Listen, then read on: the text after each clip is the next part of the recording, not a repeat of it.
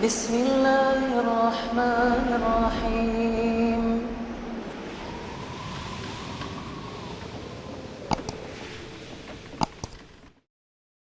Ada basmalah dan ada tasmiyah jemaah. Perlu dibedakan ini. Kalau basmalah ya bismillahirrahmanirrahim. Kalau tasmiyah adalah ucapan bismillah saja. Tentu nggak usah pakai saja bismillah. Tok. Nggak usah pakai tok. Pokoknya bismillah tanpa ar-Rahman ar-Rahim ya. Dan itu nanti ada penempatannya. Tidak boleh ditambah dan tidak boleh dikurang.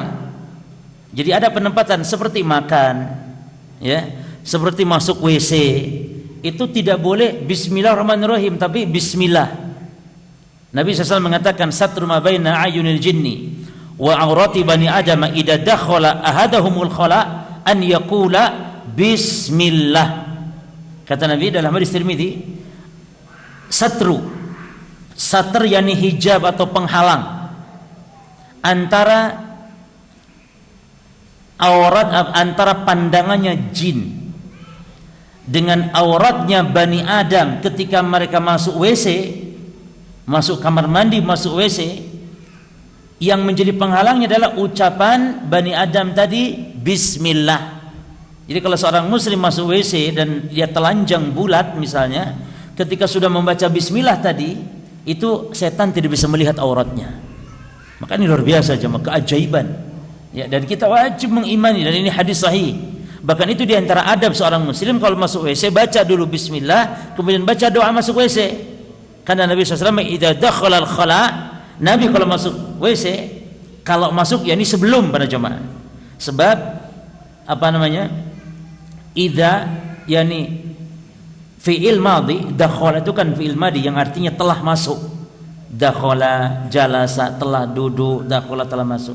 Tapi kalau pakai idza maka berubah menjadi fi'il mudhari, artinya bukan telah masuk, berubah maknanya menjadi fi'il mudhari, artinya ketika akan atau sedang.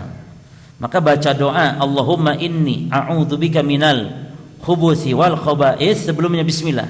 Dalam hadis Tirmidzi lengkap dari hadis Ali bin Abi Thalib bahwa Nabi masuk WC itu baca bismillah Allahumma inni a'udzubika minal khubuthi wal khaba'ith. Jadi bismillah dulu, dan fungsi bismillah tadi untuk apa? Agar aurat kita tidak kelihatan saat kita telanjang. Tidak kelihatan oleh siapa? Oleh makhluk yang dia lihat kita dan kita tidak lihat mereka. Sebagaimana kata Allah dalam Al-Quran, innahu yarakum huwa wa qabiluhu min haitsu la tarunnahum. Bahwasanya dia jin itu dan qabilahnya itu melihat kalian dari arah, dari tempat yang kalian tidak bisa melihat mereka. Jadi jin melihat kita kalau kita tidak lihat mereka para jemaah.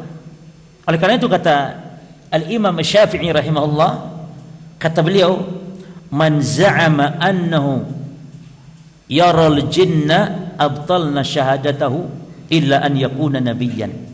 Kata Imam Syafi'i rahimahullah, siapa yang ngaku mengklaim dia melihat jin dengan matanya, melihat jin, maka kita tolak persaksiannya karena dia pendusta berarti.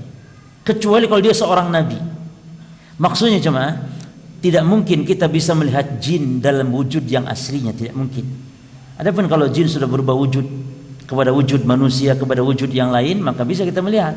Seperti wujud ular, jin berubah wujud kepada wujud anjing hitam misalnya, bisa kita melihat. Bahkan malaikat pun kalau sudah merubah wujud dengan wujud manusia, kita bisa melihatnya. Namun kalau melihat wujud yang asli maka tidak benar para jemaah.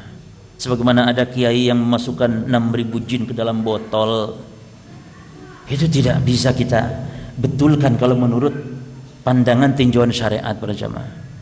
Sudah diikat 6.000 jin, masuk di mana? Di botol. Botolnya cilik sama ini. 6.000 jin masuk lagi jemaah. Nah, ini tidak bisa. Karena tadi Al-Quran telah menyatakan, bahkan Imam Syafi'i telah menyatakan demikian. Man zama anhu yaral jinna abtulna syahadatahu illa an yakuna nabiyyan. Nah, jadi bedakan antara bismillah dengan bismillahirrahmanirrahim. Seperti menyembelih dan semisal, nanti kan kita bahas insyaallah.